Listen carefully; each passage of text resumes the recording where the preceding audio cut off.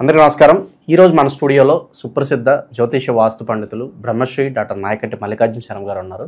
So మీనరాశి వారి పరిస్థితి అక్టోబర్ మాసం ఏ విధంగా ఉండబోతుందో గురుగారు మాటలో అడిగి తెలుసుకుందాం. నమస్కారం గురుగారు. నమస్కారం అండి. సో మీనరాశి వారి పరిస్థితి గురుగారు అక్టోబర్ మాసం ఏ విధంగా ఉండబోతుంది? ఏళ్ళనాటి శనిలో ఉన్నారు, వివిధ రకాల పండుగలు ఉన్నాయి. ఈ పండుగలు వినియోగించుకుని ఎలాంటి పరిహారాలు చేసుకుంటే బాగుంటుందంట? తప్పకుండా. ఓం శ్రీ గురుభ్యో నమః. ఓం శ్రీ మహాగణాధిపతియే నమః. ప్రేక్షకులందరికీ కూడా విజయదశమి దీపావళి శుభాకాంక్షలు. ముఖ్యంగా మీనరాశి వాళ్ళకి అక్టోబర్ మాసంలో గ్రహ సంచార వీక్షణము, గ్రహ గమనగతులు ఏ విధంగా ఉన్నాయో తెలుసుకుందాం. ముఖ్యంగా గ్రహాలు ఏ రాశిలో సంచారం చేస్తున్నాయో తెలుసుకుందాం.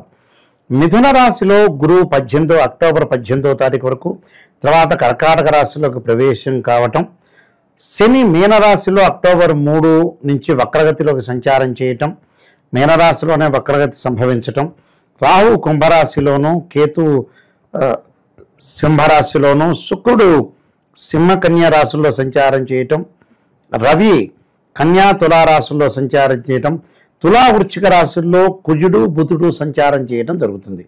ఇవన్నీ కూడా గోచారీత్యా చెప్పబడే ఫలితాలు అంటాం. అలానే గోచారీత్యా చెప్పబడే ఫలితాలు, అలానే ఇవి జన్మజాతకాలు కావు. This is the transit system అంటారు. అయితే మీనరాశి వాళ్ళకి ఏ విధంగా ఉండబోతుందంటే అక్టోబర్ 18 నుంచి అనుకూలంగా ఉంటుంది. అంటే ఫైనాన్షియల్ పొజిషన్ కానీ, బ్యాంకు లోన్స్ రావటం కానీ, ఆర్థిక పరంగా పుంజుకోవటం కానీ, ఇవన్నీ కూడా అక్టోబర్ 18 నుంచి విశేషమైన ఫలితాలు జరిగే అవకాశాలు ఎక్కువ ఉంటాయి. అంటే వృత్తి ఉద్యోగ వ్యాపార రంగాలు ఏ వ్యాపారం ప్రధానంగా చేసినా, ఏ ఉద్యోగం చేసినా, గవర్నమెంట్ ఆర్ ప్రైవేట్ సెక్టార్లు ఏది చేసినా లాభాలు అనేవి ఏంటంటే అక్టోబర్ మధ్య నుంచి ప్రారంభమవుతాయి. అంటే రాస్యాధిపతి ఇక్కడ గురువు అయ్యాడు, దశమాధిపతి గురువు కావటం వల్ల గురువు పంచమ స్థానంలోకి వస్తే సంతానం లేని వాళ్ళకి సంతానం కలగటము, అలానే సంతానం డెవలప్మెంట్ చెందే అవకాశాలు, ఫైనాన్షియల్ పరంగా డెవలప్మెంట్ చెందే అవకాశాలు ఎక్కువగా ఉంటాయి. టోటల్గా గురువు గ్రహం అనేది చాలా అనుకూలంగా ఉందని చెప్పుకోవచ్చు. అలానే శుక్రగ్రహం యొక్క బలము అంటే తృతీయాధిపతి అష్టమాధిపతి అయిన శుక్రుడు వీరికి వచ్చేటప్పటికల్లా షష్టమంలో సప్తమంలో ఉండటం వల్ల సహజంగా ఏమిటంటే వివాహ ప్రయత్నాలు లేట్ అయ్యే అవకాశాలు ఎక్కువ ఉంటాయి.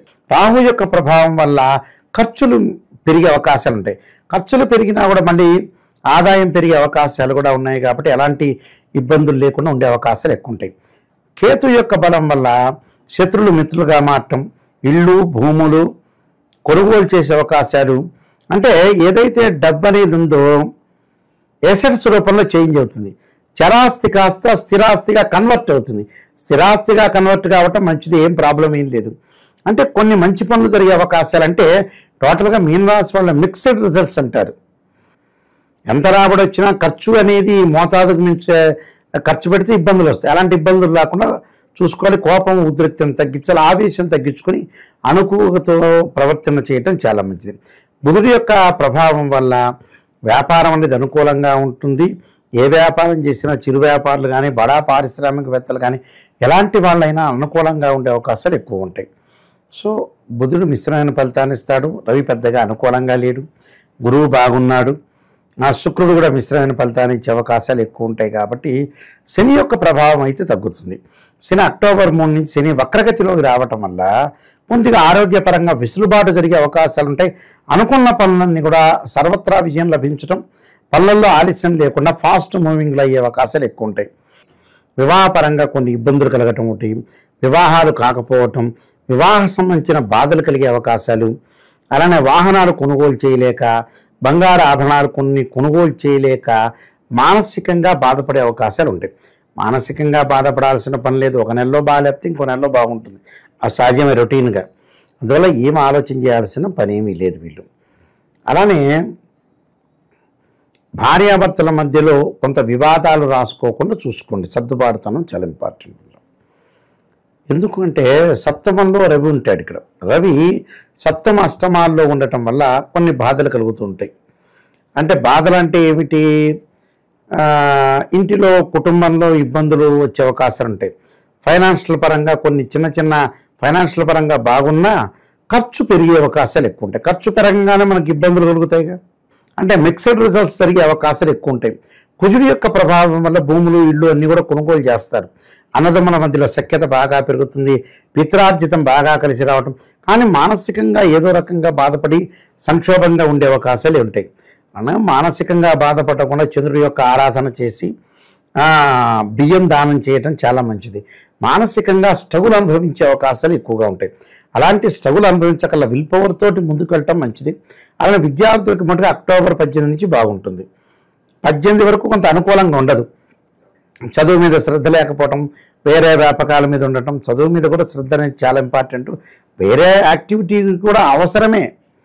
ఏదో ఎక్సర్సైజ్ చేయటం, సైకిల్ తొక్కటం, బండి నడిపించడం, వ్యాయామం చేపట్టడం ఈ కాలంలో పిల్లలకు అవి కూడా అవసరమే.